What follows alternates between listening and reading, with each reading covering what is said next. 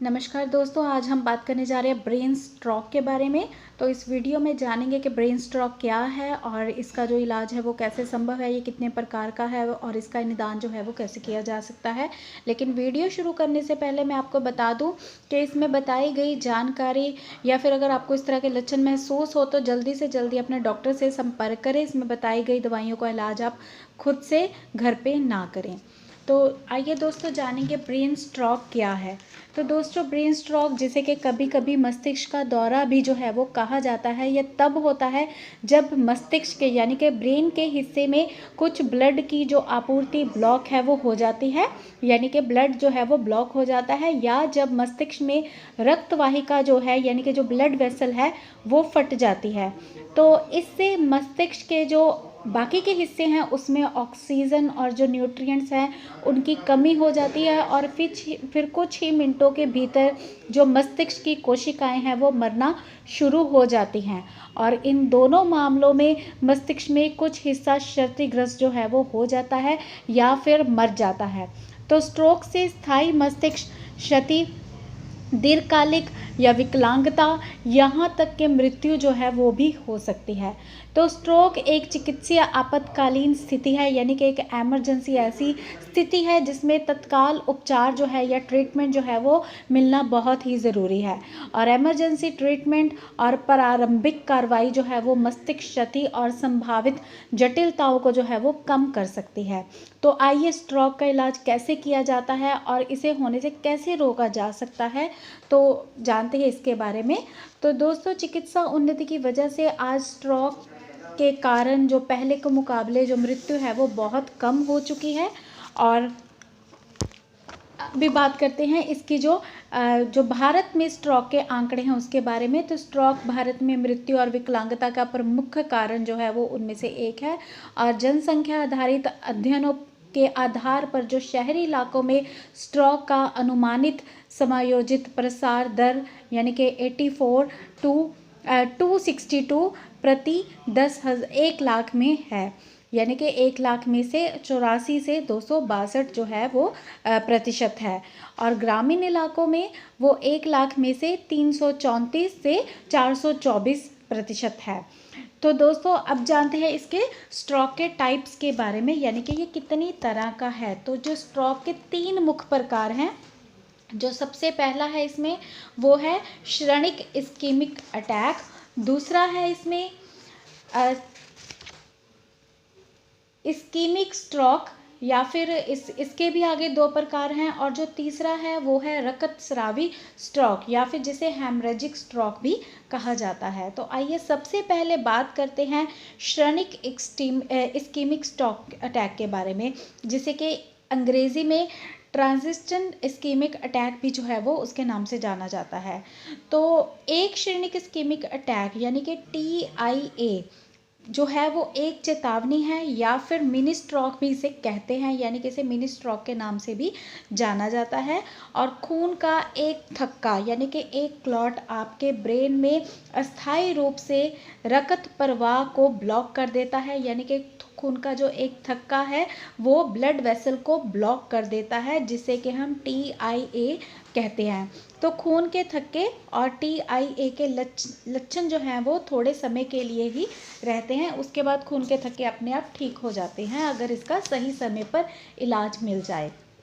अब बात करते हैं दूसरा इस्कीमिक स्ट्रोक के बारे में। तो इस्कीमिक स्ट्रोक जो है दोस्तों, ऐसा अनुमान है कि जो 87% स्ट्रोक हैं वो इस्कीमिक होते हैं।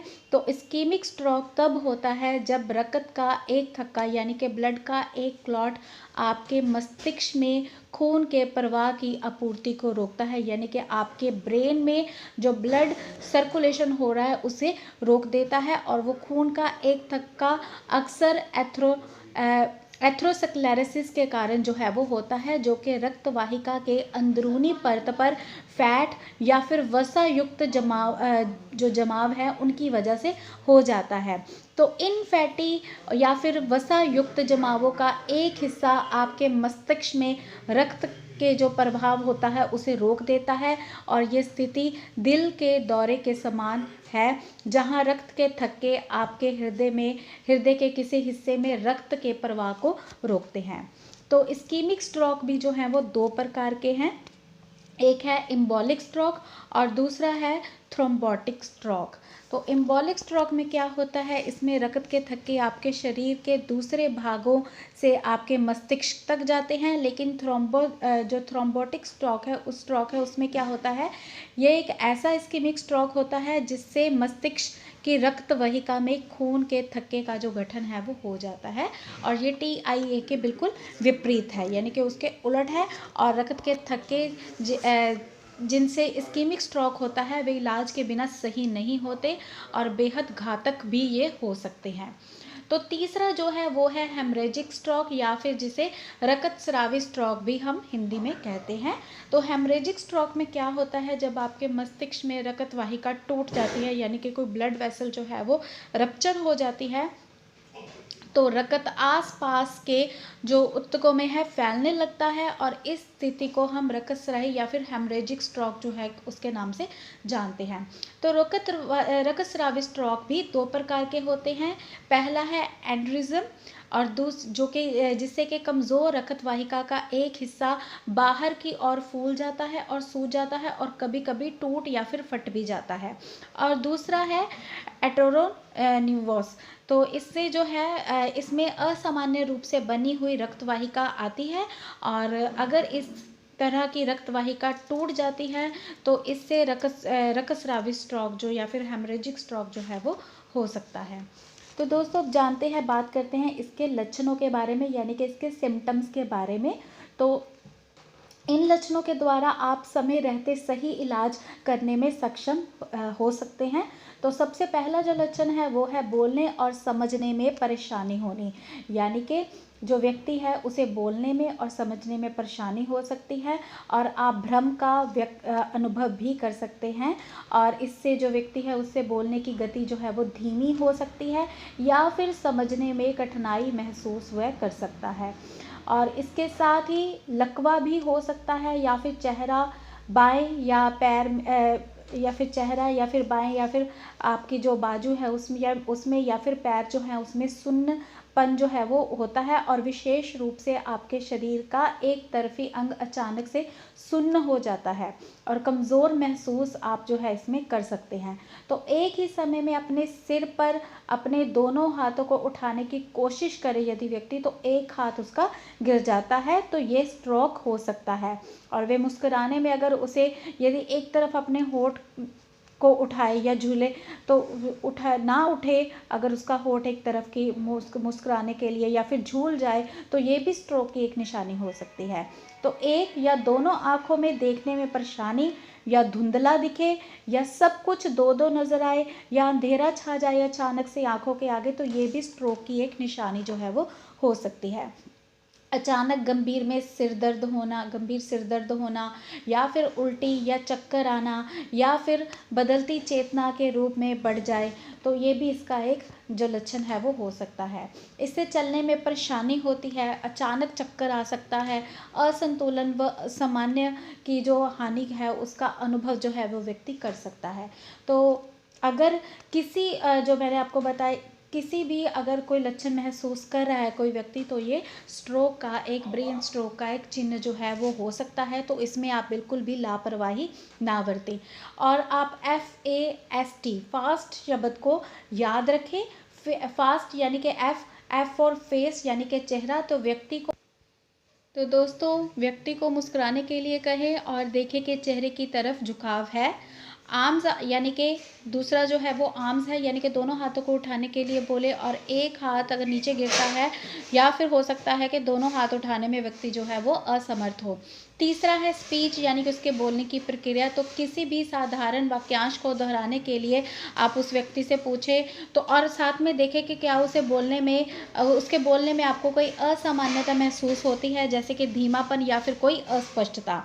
चौथा है टाइम्स यानी कि समय। तो अगर आपको इन संकेतों में से कोई भी एक दिखता है या महसूस होता है तो तुरंत उस व्यक्ति को डॉक्टर के पास लेके जाए। तो अब जानते हैं कि स्ट्रोक से बचाव जो है वो कैसे किया जा सकता है।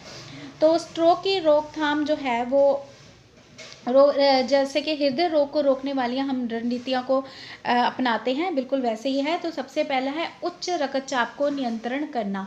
तो अगर मरीज़ को हाई ब्लड प्रेशर है किसी मरीज़ को, तो सबसे पहले आपका जो टारगेट होगा वो होगा उसके ब्लड प्रेशर को कंट्रोल में करना।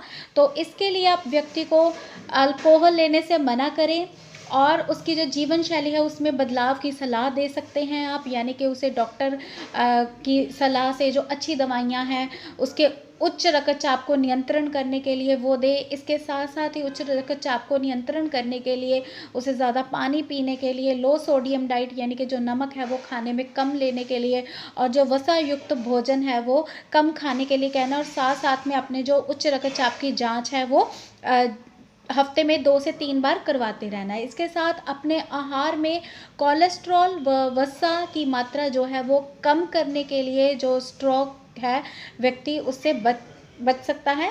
तो कोलेस्ट्रॉल और वसा, विशेष रूप से संतृप्त वसा जो होती है और ट्रांस वसा, जिसे कि हम ट्रांस फैट के नाम से भी जानते हैं, आपकी धमनियों में जो है वो फैट की जमावट को बढ़ा देती है। तो उसके लिए आप जो इस तरह का भोजन या फिर इस तरह का आहार ले जो कि फैट लेस हो, यानी कि जिसमें फैट या तो बिल्कुल ना हो या फिर बहुत कम फैट हो, और लो कोलेस्ट्रॉल डाइट भी आपको इसमें लेनी चाहिए।